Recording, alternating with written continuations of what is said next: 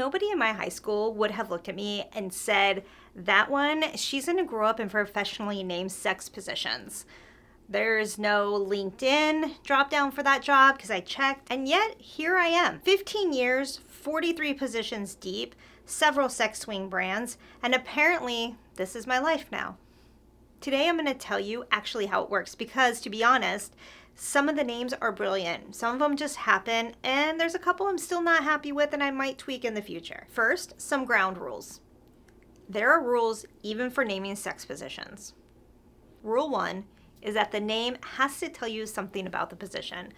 Not in a medical textbook kind of way, not in a try too hard kind of way, just in the honest, something clicks and makes sense kind of way. Rule number 2 is if it makes me laugh, it's a good sign.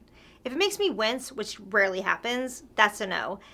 Rule 3 might be the most important one because we live in such a digital age, but the name has to be searchable without getting my account flagged. This is actually one of the most constraining things about naming a position that I never anticipated. You learn the edge of where words can live on the internet very quickly in this industry. Rule number 4 is that the double meaning is noticed, not manufactured. We're talking about adult subjects, so the language is going to be suggestive most of the time. And that's fine. Say the thing and then move on.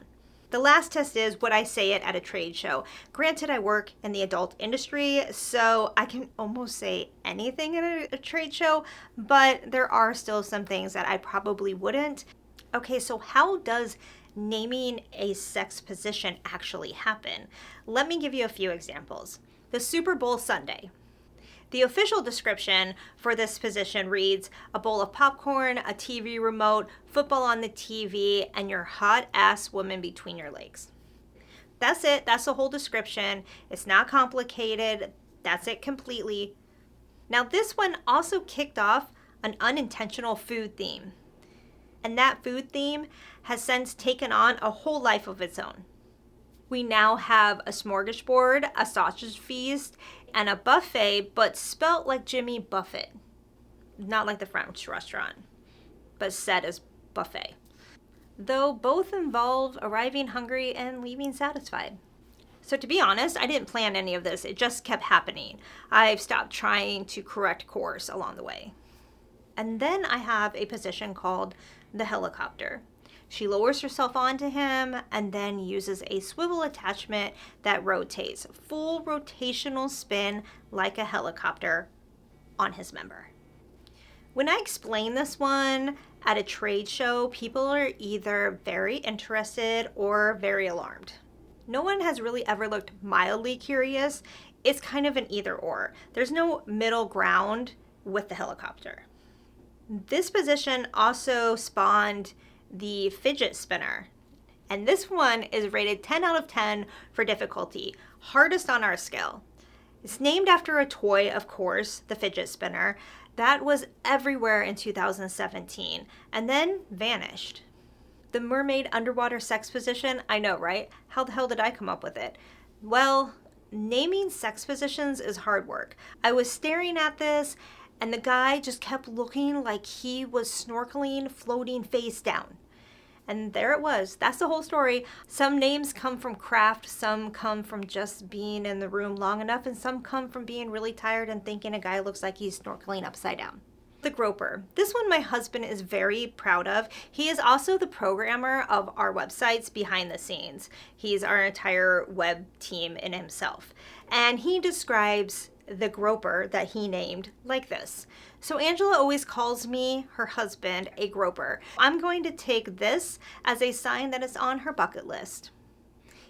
And honestly, he's not wrong. The quarterback sneak. It's named after the play where you run it straight up the middle with minimal fuss. The description reads, when it comes to the door swing, this is a go-to position. A little lube and just slip it in. Short, direct, named after a football play. This is how most good ones go. The name communicates the thing without having to describe the thing. If you need explanation, the name's probably not doing the job. The Loophole is named after the famous SNL video, and if you've seen this video, you already understand this position. I still have some positions as work in progress. Now, the ones that I'm still not happy with, there's positions called the Throne that currently has no description, just the name and a picture. Every time I sit down to write, I end up with something that feels either too precocious or too blunt. It's been on the list for 2 years and I'm still working on that one. There's also the Plunger, which is accurate to the motion and unfortunate in its imagery. Because plungers clearly drain, and that's not exactly the vibe. I haven't thought of a better one, but I'm definitely working on that name. If you have a name, comment below. I'm serious, I need help.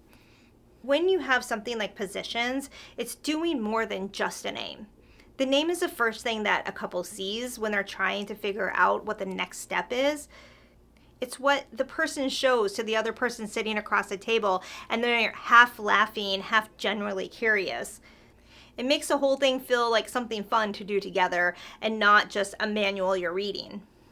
Sausage Feast converts much better than Sling Oral Position number 3. I have the data. And nobody in my high school would have predicted that I would name sex positions for a living, and honestly, I wouldn't either. But it turns out I'm pretty dang good at it, and I'll take that. If you want to see a full position list, including the ones that I have talked about here or that I still have in progress, the link is in the description. And if you have a better name for the Plunger, I am generally curious and would love to hear it.